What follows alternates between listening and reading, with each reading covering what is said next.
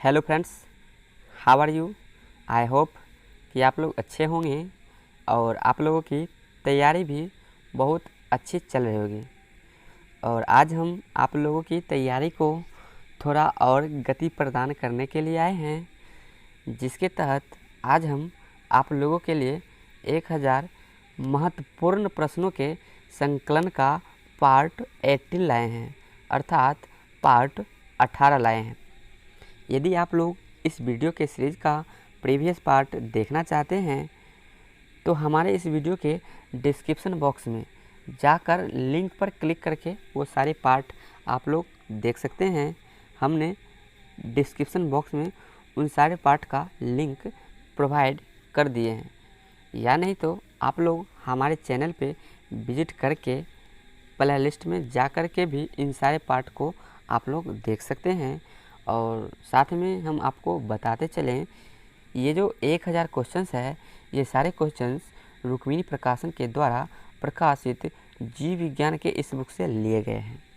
तो हमारा ये प्रयास आप लोगों को अच्छा लगे और आप लोगों को लगे कि ये सारे पार्ट हमारे लिए महत्वपूर्ण हैं, ये सारे क्वेश्चंस हमारे लिए यूजफुल हैं, ऐसा आप लोगों को लगे तो इस वीडियो को लाइक कर दीजिएगा और एक प्यारा सा कमेंट कर दीजिएगा।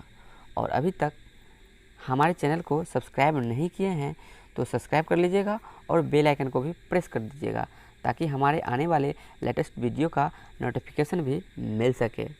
और साथ में एक काम और कर दीजिएगा, इस वीडियो को अपने दोस्तों में भी शेयर कर दीजिएगा, ताकि उनको भी इसका फ़ायदा हो सके, इसका लाभ मिल सके। तो आप लोग हमारे साथ बने रहिएगा। आज की इस वीडियो की हम शुरुआत कर लेते हैं। तो चलिए शुरू करते हैं। आप लोग यूं ही हमारे साथ जुड़े रहिए कंटिन्यूटी के साथ। तो चलिए शुरू करते हैं। तो देखिए, आज की इस वीडियो का फर्स्ट क्वेश्चन है, कवक द्वारा पैदा किया जाने वाला सामान्य पादप रोग है। बताइए, कवक द्वारा पैदा किया जाने वाला सामान्य पादप रोग कौन सा है।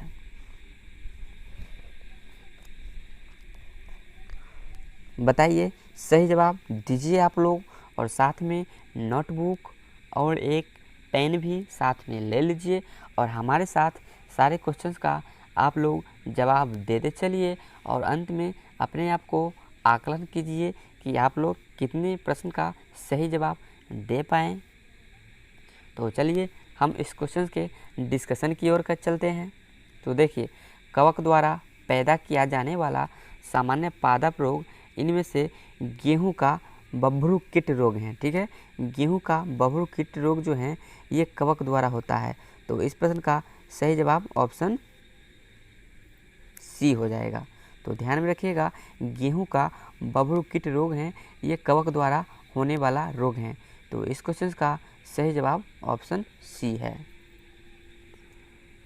अब चलिए इन ऑप्शंस में, इस क्वेश्चंस में जितने भी ऑप्शन दिए हुए हैं उन सारे ऑप्शंस के विषय में भी थोड़ा थोड़ा जानकारी ले लेते हैं। देखिए, ये जो सिट्रस कॉकर रोग है, ठीक है, ये सिट्रस कॉकर रोग जो है ये नींबू में होने वाला रोग है। इसको ध्यान में रखिएगा, ये सिट्रस कॉकर रोग है, ये नींबू में होने वाला रोग है और ये रोग जीवाणु के कारण होता है। ध्यान में रखिएगा। और ये तंबाकू का मोज़ेक रोग, इसको भी ध्यान में रखिएगा, ये तंबाकू का मोज़ेक रोग जो है ये वायरस के द्वारा होता है और वो वायरस होता है TMV वायरस। ठीक है, ध्यान में रखिएगा, इसी TMV वायरस के कारण तंबाकू में मोज़ेक रोग होता है, जिसे टोबैको मोज़ेक वायरस भी कहा जाता है। और आप लोगों को अगर ये क्वेश्चन पूछा जाए कि सर्वप्रथम किस वायरस की खोज हुई थी, तो इसको भी ध्यान में रखिएगा कि सबसे पहले जिस वायरस की खोज हुई थी वो वायरस थी TMV वायरस, क्योंकि सबसे पहले तंबाकू के पौधे में ही वायरस की खोज हुई थी, अतः उनका नाम टोबैको मोज़ेक वायरस रख दिया गया था। तो क्या था, उसका नाम TMV वायरस था। इसको भी ध्यान में रखिएगा। तो आप लोगों के साथ इन सारे पॉइंट्स को डिस्कशन किए हैं, इन सारे पॉइंट्स को ध्यान में रखिएगा। कि सबसे पहले किस वायरस की खोज हुई और किस पौधे में खोज हुई, इन दोनों पॉइंट को ध्यान में रखिएगा। सबसे पहले टीएमवी वायरस की खोज हुई, सबसे पहले तंबाकू के पौधे में वायरस की खोज हुई, अतः उनका नामकरण तंबाकू के पौधे पे ही किया गया था उस वायरस का, तो इसको भी ध्यान में रखिएगा। अब चलिए आगे बढ़ते हैं अगले क्वेश्चन पर। और ये देखिए अगला क्वेश्चन है, कैलस निर्माण के लिए सर्वाधिक शक्तिमान ऑक्सीन है। बताइए कलश के निर्माण के लिए, पौधे में जो कलश का निर्माण होता है उसके लिए सर्वाधिक शक्तिमान ऑक्सीन कौन सा है? दे दीजिए सही जवाब आप लोग। तो देखिए पौधे में कलश के निर्माण के लिए जो सबसे ज़्यादा शक्तिमान ऑक्सीन है वो हैं 2,4-D। कौन है? 2,4-D। तो इस प्रश्न का सही जवाब ऑप्शन बी हो जाएगा। ये 2,4-D हैं, ये एक प्रकार के खरपतवार नाशी भी होते हैं। वैसे रसायन जो पदार्थ खरपतवार को नष्ट करते हैं उसे ही खरपतवार नाशी कहा जाता है। अब चलिए अगला क्वेश्चन देखिए, दृष्टि की यथार्थता किसका काम है? बताइए दृष्टि की यथार्थता किसका काम है? तो देखिए दृष्टि की यथार्थता शंकु कोशिका का काम होता है। तो इस प्रश्न का सही जवाब ऑप्शन डी हो जाएगा। अब चलिए आगे बढ़ते हैं अगले क्वेश्चन की ओर। और ये देखिए अगला क्वेश्चन है, किसी मिश्रण में स्टार्च की मौजूदगी का पता लगाया जा सकता है। बताइए किसी मिश्रण में स्टार्च की मौजूदगी का पता लगाया जा सकता है। तो देखिए किसी मिश्रण में स्टार्च की मौजूदगी का पता आयोडीन के द्वारा लगाया जा सकता है। तो इस प्रश्न का सही जवाब ऑप्शन बी है। अगला क्वेश्चन देखिए, हरे और स्वच्छ उत्पादन का लक्ष्य है। बताइए हरे और स्वच्छ उत्पादन का लक्ष्य है। तो देखिए हरे और स्वच्छ उत्पादन का लक्ष्य है अपशिष्ट न्यूनतमीकरण। ठीक है, अपशिष्ट न्यूनतमीकरण। तो इस क्वेश्चन का सही जवाब ऑप्शन बी हो जाएगा।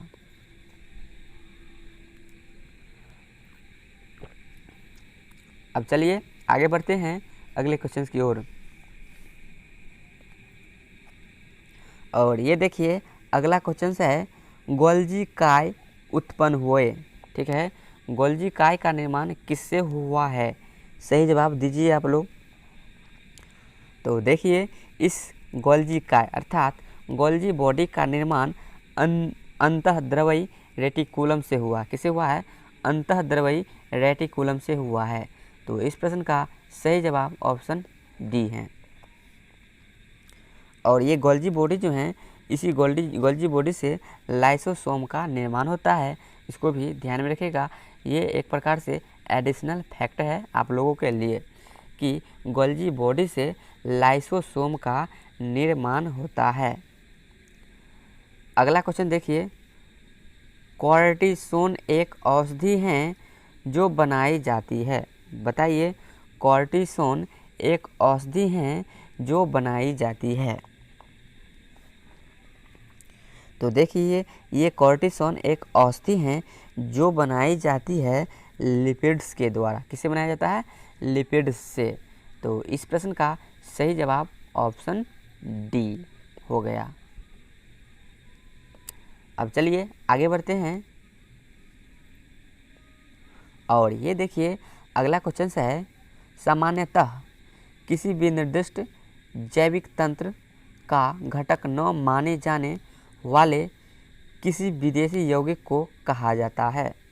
बताइए सामान्यतः किसी भी निर्दिष्ट जैविक तंत्र का घटक न माने जाने वाले किसी विदेशी यौगिक को क्या कहा जाता है? तो वो तत्व जिनको जैविक तंत्र का संगठक नहीं मानेंगे उसे जीनोबायोटिक्स कहा जाता है। क्या कहा जाता है? जीनोबायोटिक्स कहा जाता है। तो इस क्वेश्चन का सही जवाब ऑप्शन ए हो गया। और ये देखिए अगला क्वेश्चन है, प्राकृतिक रोग में दो प्रावस्थाएं होती हैं अर्थात प्राकृतिक जो रोग होते हैं, नेचुरली डिजीज होते हैं, उसमें दो अवस्थाएं होती हैं। वो कौन कौन सी अवस्थाएं होती हैं? तो देखिए जो प्राकृतिक डिजीज होती है उनमें दो अवस्थाएं होती हैं, पूर्व रोग जनन और रोग जनन। क्या होती है? पूर्व रोग जनन और रोग जनन। तो इस प्रश्न का सही जवाब ऑप्शन ए हो जाएगा, पूर्व रोग जनन और रोग जनन। तो राइट आंसर ऑप्शन ए है। चलिए आगे बढ़ते हैं अगले क्वेश्चन की ओर। आप लोग हमारे साथ यूं ही बने रहिएगा, और अभी तक हमारे इस वीडियो को लाइक नहीं किए हैं तो एक लाइक कर दीजिएगा और एक कमेंट कर दीजिएगा, और साथ में अपने दोस्तों को भी इस वीडियो को शेयर करते चलिए। और चलिए आगे बढ़ते हैं, आप लोग हमारे साथ यूं ही बने रहिएगा। चलिए आगे बढ़ते हैं। और ये देखिए अगला क्वेश्चन है, ACTH हार्मोन स्रावित होता है। बताइए ACTH हार्मोन स्रावित होता है। तो देखिए ACTH हार्मोन का स्राव पिट्यूटरी ग्लैंड से होता है। किससे होता है? पीयूष ग्रंथि से होता है। तो इस क्वेश्चन का सही जवाब ऑप्शन सी हो जाएगा, पीयूष ग्रंथि से, जिसे इंग्लिश में पिट्यूटरी ग्लैंड कहा जाता है। तो इस प्रश्न का सही जवाब ऑप्शन सी हो जाएगा। यह हार्मोन एड्रेनल कॉर्टेक्स को हार्मोन स्रावित करने के लिए उत्तेजित करता है। अगला क्वेश्चन देखिए, आमाशय ग्रंथियों की पेप्सिन स्रावी कोशिकाएं हैं। बताइए आमाशय ग्रंथियों की पेप्सिन स्रावी कोशिकाएं हैं। तो देखिए आमाशय ग्रंथि की मुख्य कोशिकाएं पेप्सिन स्रावी कोशिकाएं हैं। तो इस प्रश्न का सही जवाब ऑप्शन सी हो जाएंगे, मुख्य कोशिकाएं। चलिए आगे बढ़ते हैं अगले क्वेश्चन की ओर। और ये देखिए अगला क्वेश्चन है, निम्न में से वर्णक प्रोटीन कौन सा है? बताइए निम्न में से वर्णक प्रोटीन कौन सा है? तो देखिए इनमें से वर्णक प्रोटीन हीमोग्लोबिन है। तो इस प्रश्न का राइट आंसर ऑप्शन बी है। अगला क्वेश्चन देखिए, चालनी पट्टिका एक भाग है। बताइए चालनी पट्टिका एक भाग है किसका? बताइए। तो देखिए ये चालनी पट्टिकाएं जो हैं ये फ्लोएम का एक पार्ट होता है। किसका पार्ट होता है? फ्लोएम का पार्ट होता है। तो इस प्रश्न का सही जवाब ऑप्शन डी हो जाएगा। अब चलिए आगे बढ़ते हैं अगले क्वेश्चन की ओर। और ये देखिए अगला क्वेश्चन है, जल संवर्धन विधियों से पादप उगाने की प्रणाली को कहते हैं। बताइए जल संवर्धन विधियों से पादप उगाने की प्रणाली को कहते हैं। तो देखिए जल संवर्धन के माध्यम से जो पादप उगाया जाता है उसे जल संवर्धन कहा जाता है। क्या कहा जाता है? जल संवर्धन कहा जाता है। तो राइट आंसर ऑप्शन सी हो गया। अगला क्वेश्चन देखिए, पेयजल में एंटी अमीबा हिस्टोलिटिका का होना एक संकेत है। बताइए पेयजल में एंटी अमीबा हिस्टोलिटिका का होना एक संकेत है। तो देखिए पेयजल में एंटी अमीबा हिस्टोलिटिका का पाए जाना एक प्रकार से बैक्टीरिया दुष्प्रभाव का एक संकेत है। तो इस प्रश्न का सही जवाब ऑप्शन ए हो जाएगा। अब चलिए आगे बढ़ते हैं। और ये देखिए अगला क्वेश्चन है, लाल चने में कौन सा एंजाइम मिलता है? बताइए लाल चने में कौन सा एंजाइम पाया जाता है? तो देखिए लाल चने में जाइमेस, ठीक है, लाल चने में जाइमेस नामक एंजाइम पाया जाता है। तो इस प्रश्न का सही जवाब ऑप्शन बी हो जाएगा।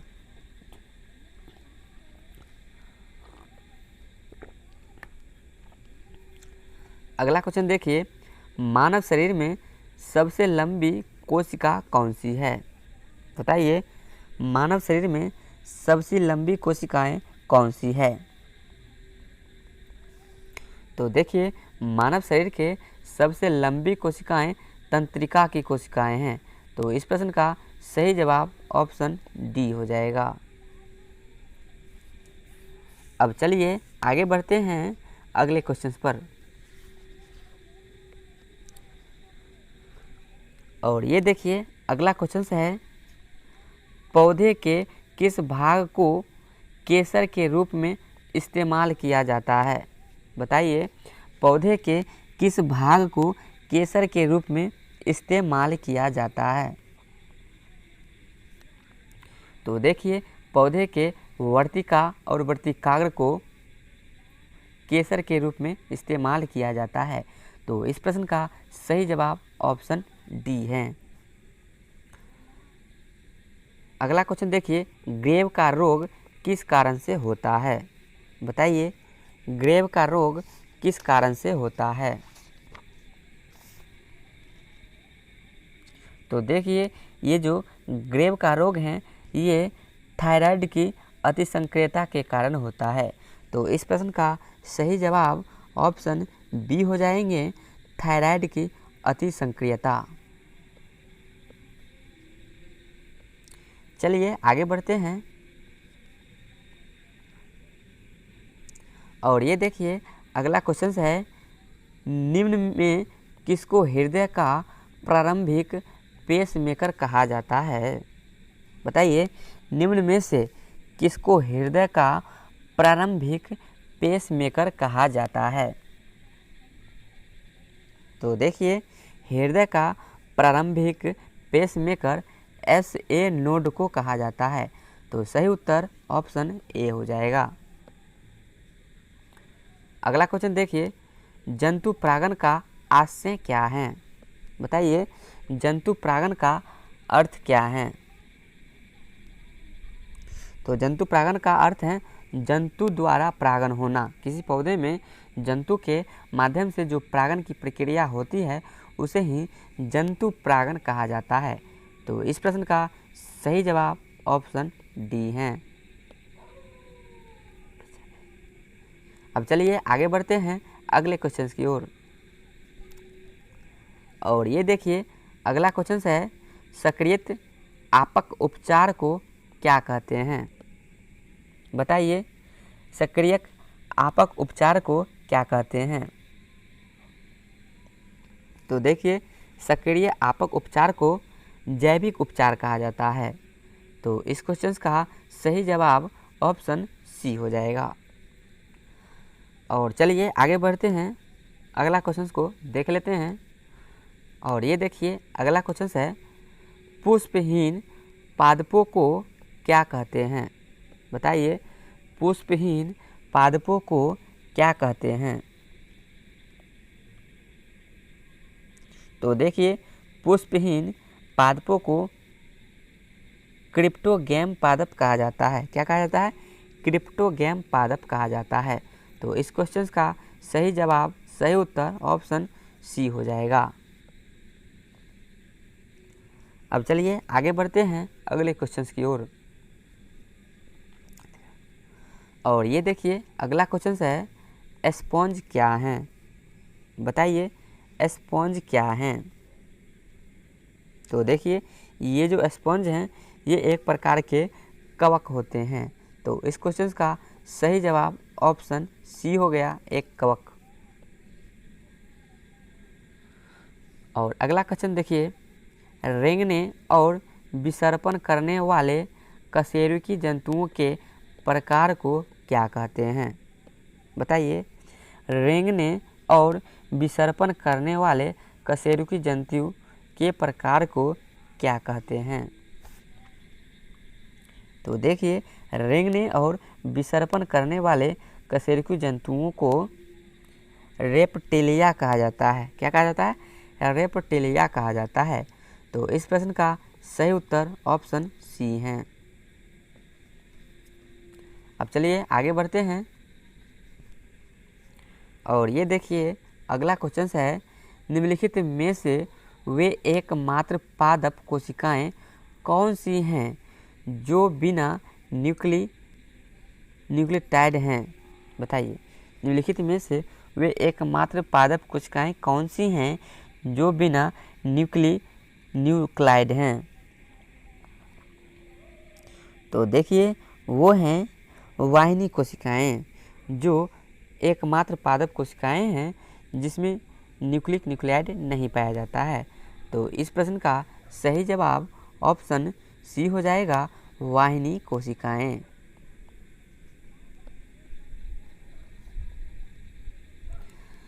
अगला क्वेश्चन देखिए, निम्नलिखित में से कौन सा एंजाइम रक्त का थक्का बनने में सहायता करता है? बताइए, निम्न में से कौन सा एंजाइम रक्त का थक्का बनाने में सहायता करता है?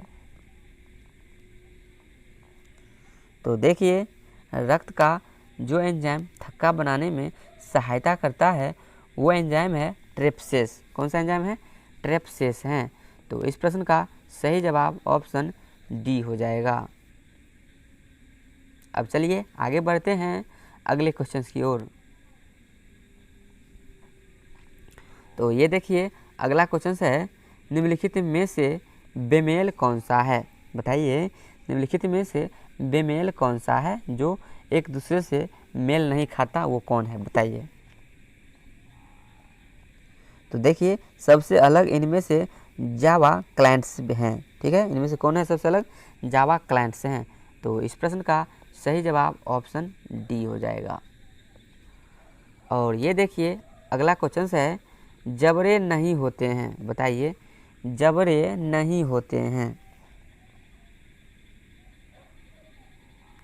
तो देखिए जबड़े किस में नहीं पाया जाता है? तो जबड़े वे जीव में नहीं पाए जाते हैं जो प्रोटोकॉर्टेड होते हैं। ठीक है, कौन से जीव में नहीं पाया जाता है जबड़े? तो जिसमें जो प्रोटोकॉर्टेड होते हैं उसमें जबड़े नहीं पाए जाते हैं। तो इस प्रश्न का सही जवाब ऑप्शन डी हो गया।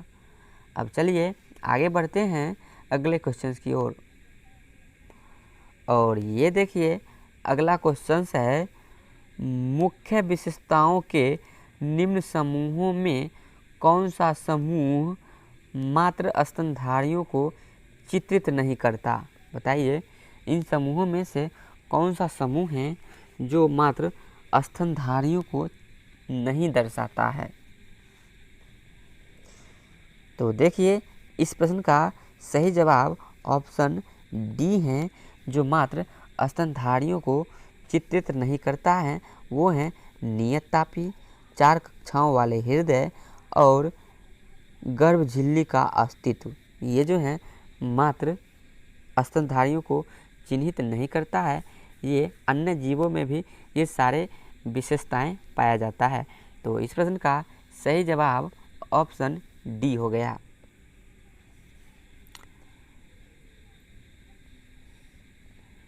अगला क्वेश्चन है, एक चींटी किसके अस्तित्व के कारण हर दिशा में वस्तु को देख सकती है?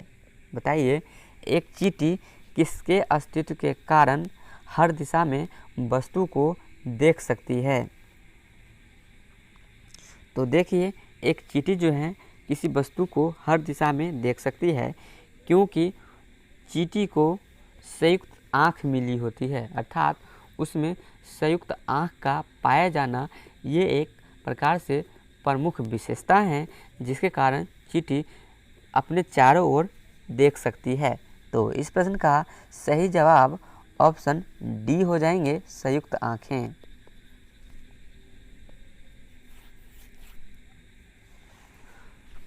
अगला क्वेश्चन देखिए, डायबिटीज मेलिटस से ग्रस्त आदमी बार बार जल पीता है क्योंकि उसे निकालना होता है रुधिर से अतिरिक्त। बताइए, डायबिटीज मेलिटस रोग से ग्रस्त आदमी बार बार जल पीता है। क्यों पीता है? क्योंकि उसे निकालना होता है खून से। वो क्या निकालना होता है खून से? जिसके कारण वो व्यक्ति बार बार जल पीता है? बताइए। तो देखिए, शरीर से अतिरिक्त ग्लूकोज निकालने के लिए डायबिटीज मेलिटस यानी कि मधुमेह या चीनी रोगी पीड़ित व्यक्ति बार बार जल पीता है।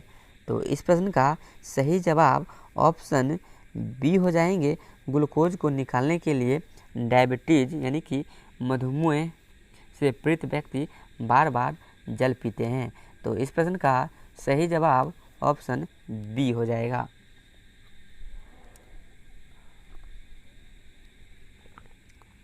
अब चलिए आगे बढ़ते हैं अगले क्वेश्चन की ओर। और ये देखिए, अगला क्वेश्चन है, शब्द जीवमंडल से आशय हैं। बताइए, शब्द जीवमंडल से आशय हैं अर्थात शब्द जीवमंडल का क्या तात्पर्य है? तो देखिए, इस क्वेश्चन का सही जवाब ऑप्शन बी है। पृथ्वी के गिर्द, मृदा, जल और वायु का क्षेत्र जो वनस्पति जात तथा प्राणी जात का समर्थन करने में सक्षम है उसे ही जीवमंडल कहते हैं। तो इस प्रश्न का सही जवाब ऑप्शन बी है।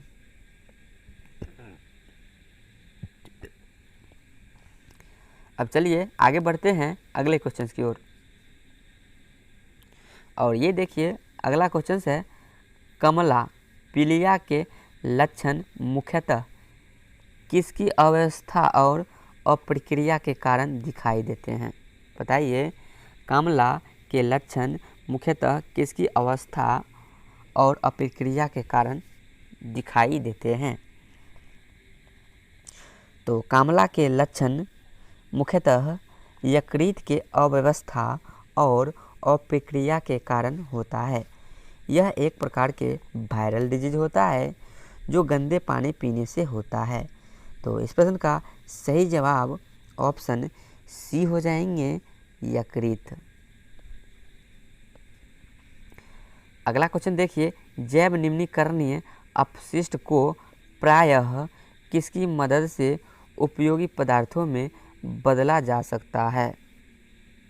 बताइए, जैव निम्नीकरणीय अपशिष्ट को प्रायः किसकी मदद से उपयोगी पदार्थों में बदला जा सकता है? तो देखिए, जैव निम्नीकरणीय जो अपशिष्ट हैं उनको प्रायः बैक्टीरिया के माध्यम से उपयोगी पदार्थों में बदला जा सकता है। तो इस क्वेश्चन का सही जवाब ऑप्शन ए हो जाएगा। अब चलिए आगे बढ़ते हैं अगले क्वेश्चन की ओर। और ये देखिए, अगला क्वेश्चन है, निम्न में से कौन सा वायु प्रदूषक का घोतक है?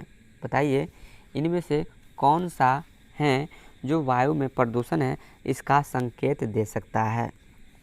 तो देखिए, वायु में प्रदूषण का संकेत लाइकेन के द्वारा दिया जाता है। तो इस प्रश्न का सही जवाब ऑप्शन ए हो जाएगा। अगला क्वेश्चन देखिए, समुद्र में पादप कितनी गहराई तक प्रतिबंधित होते हैं?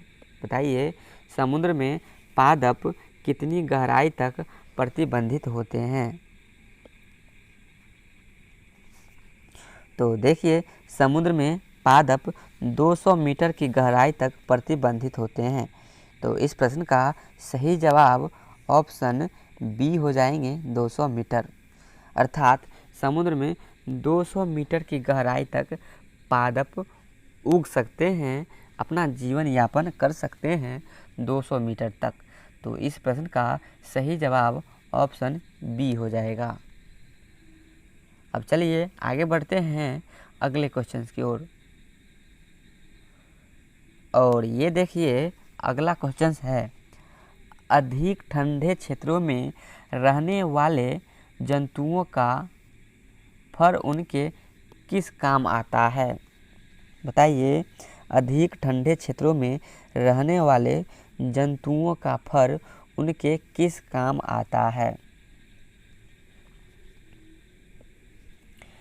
तो देखिए, अधिक ठंडे क्षेत्रों में रहने वाले जंतुओं का फर उनके लिए वायु को फंसाकर उनके शरीर को गर्म रखता है। अर्थात अधिक ठंडे क्षेत्रों में रहने वाले जंतु का फर उनके शरीर को गर्मी प्रदान करने के काम आता है। तो इस प्रश्न का सही जवाब ऑप्शन बी हो जाएंगे, वायु को फंसाकर उन्हें गर्म रखता है उनका फर। तो इस प्रश्न का सही जवाब ऑप्शन बी हो जाएगा। अब चलिए आगे बढ़ते हैं अगले क्वेश्चंस की ओर। और ये देखिए, अगला क्वेश्चन है, ह्यूमस किसका एक प्रकार है? बताइए, ह्यूमस किसका एक प्रकार है?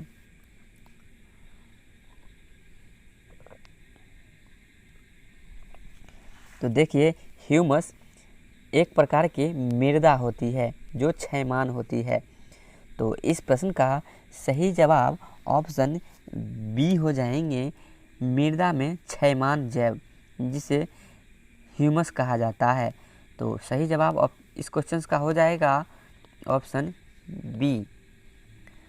अगला क्वेश्चन देखिए, अभिबंधक जबड़ा किसकी एक विकृतिजन्य स्थिति है? बताइए, अभिबंधक जबड़ा किसकी एक विकृतिजन्य स्थिति है? तो देखिए, अभिबंधक जबड़ा टिटनेस की एक विकृतिजन्य स्थिति है। तो इस प्रश्न का सही जवाब ऑप्शन डी हो जाएंगे, टिटनेस। अब चलिए आगे बढ़ते हैं अगले क्वेश्चंस की ओर। और ये देखिए, अगला क्वेश्चन है, निम्नलिखित में से किस उभयचर के जिह्वा नहीं होते हैं? अर्थात किस उभयचर ऐसा उभयचर है जिसमें जिह्वा नहीं पाया जाता है?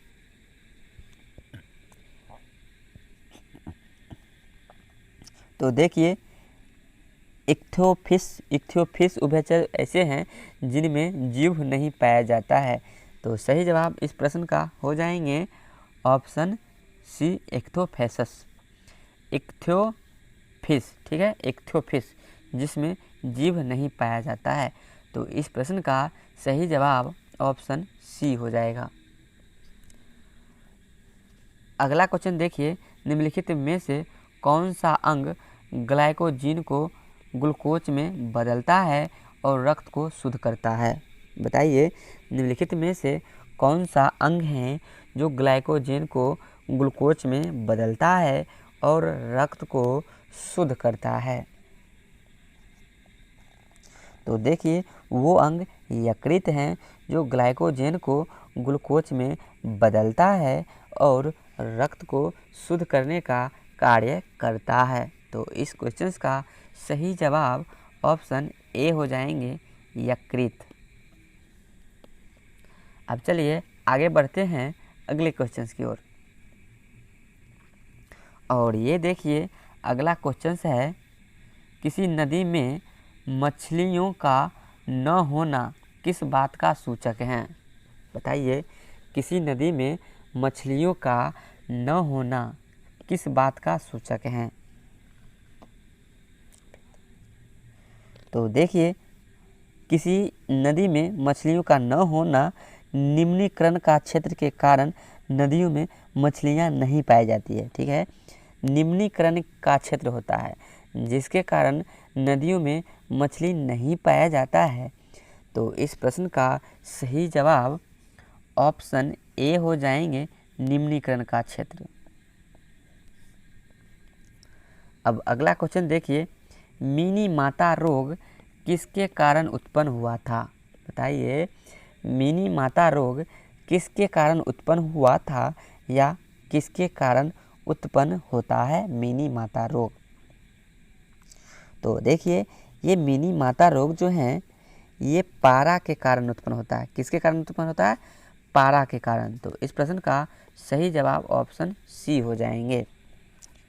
देखिए, इससे जुड़ी हुई एक महत्वपूर्ण इन्फॉर्मेशन है कि 1984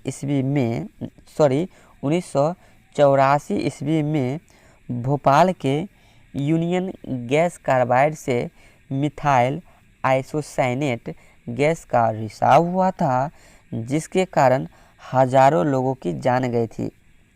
शीशा युक्त पेट्रोल का उपयोग करने से वायु प्रदूषण होता है, यह मानव स्वास्थ्य के लिए खतरनाक है। तो आप समझ गए हैं कि मिथाइल आइसोसाइनेट का संबंध भोपाल गैस त्रासदी से है और शीशा का संबंध पेट्रोल का अधिक मात्रा में जब उपयोग करते हैं तो हमारे वातावरण में शीशा की मात्रा बढ़ जाती है, जो मानव जीवन के लिए हानिकारक है। अब चलिए आगे बढ़ते हैं अगले क्वेश्चन की ओर। और ये देखिए अगला क्वेश्चन है, कुछ सूक्ष्म जीवों की सहायता से वायुमंडल में पोषक तत्वों का पुनः चक्रण होता है। इन सूक्ष्म जीवों को क्या कहते हैं? बताइए। कुछ सूक्ष्म जीवों की सहायता से वायुमंडल में पोषक तत्वों का पुनः चक्रण होता है। इन सूक्ष्म जीवों को क्या कहते हैं? तो देखिए, जिन सूक्ष्म जीवों की सहायता से वायुमंडल में पोषक तत्वों का पुनः चक्रण होता है, उन्हें अपघटक कहा जाता है। क्या कहा जाता है? अपघटक कहा जाता है। तो इस प्रश्न का सही जवाब ऑप्शन सी हो जाएंगे, अपघटक। अगला क्वेश्चन देखिए, मरुस्थल के जानवर ग्रीष्म ऋतु में लंबी निद्रा में चले जाते हैं, इसे क्या कहते हैं? बताइए। मरुस्थल के जानवर ग्रीष्म ऋतु में लंबी निद्रा में चले जाते हैं, इसे क्या कहते हैं? बताइए, सही जवाब दीजिए। तो देखिए, मरुस्थल के जानवर ग्रीष्म ऋतु में लंबी निद्रा में चले जाते हैं, इसे ग्रीष्म निष्क्रियता कहते हैं। क्या कहते हैं? ग्रीष्म निष्क्रियता कहते हैं। तो इस प्रश्न का सही जवाब ऑप्शन सी हो जाएंगे, ग्रीष्म निष्क्रियता।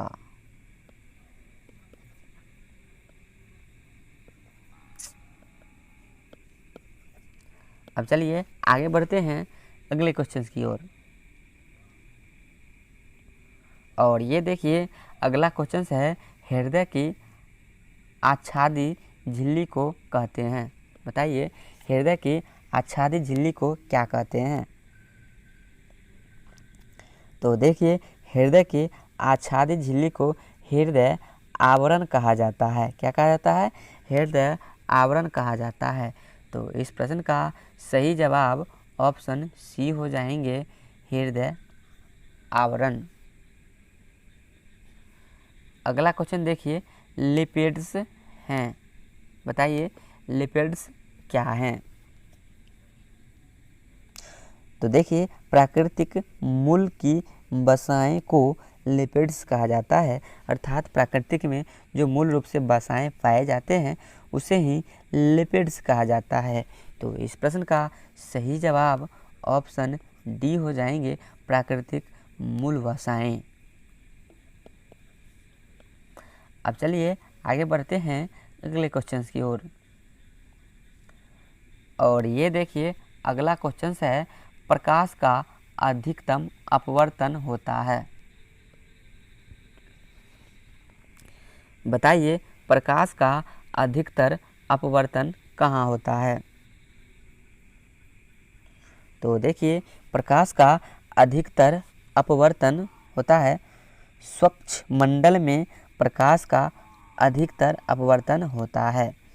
तो इस प्रश्न का सही उत्तर ऑप्शन बी हो जाएंगे, स्वच्छ मंडल में प्रकाश के अधिकतर अपवर्तन होता है। तो राइट आंसर ऑप्शन बी हो गया। और अगला क्वेश्चन देखिए, अनिषेक फल से आशय फल के विकास का है। बताइए, अनिषेचक फलन से आशय क्या है, अर्थात अनिषेचक फल में फल का विकास किससे होता है, कैसे होता है? तो देखिए, अनिषेक फल में वैसे होता है, वैसे फल जो बिना निषेचन के बनते हैं उसे ही अनिषेक फल कहा जाता है। वैसे फल जिसका निर्माण बिना निषेचन के ही हो जाता है, वैसे ही अनिषेक फल कहा जाता है। तो इस क्वेश्चन का सही जवाब ऑप्शन बी हो जाएंगे, निषेचन के बिना। अर्थात जिस फल का निर्माण बिना निषेचन के ही हो जाता है उसे ही अनिषेक फल कहा जाता है। तो इस प्रश्न का सही जवाब ऑप्शन बी हो जाएगा। तो ये था आज की इस वीडियो का लास्ट क्वेश्चंस। ये वीडियो आप लोगों को कैसा लगा कमेंट करके बताइए। अच्छा लगा तो लाइक कीजिए। यदि आप लोग हमें कुछ सुझाव देना चाहते हैं कि हम किसी तरह का कोई बदलाव करें आप लोगों के हित में, तो आप लोग हमें वो सुझाव कमेंट के माध्यम से दे सकते हैं। हमें आपके सुझाव का इंतज़ार रहेंगे। और साथ में कहते चलें कि अभी तक आप लोग हमारे चैनल को सब्सक्राइब नहीं किए हैं तो सब्सक्राइब कर लें और घंटे के बटन को भी दबा दें, ताकि हमारे आने वाले लेटेस्ट वीडियो का नोटिफिकेशन आप लोगों को मिल सके और आप लोग उन सारे वीडियो को देख सके।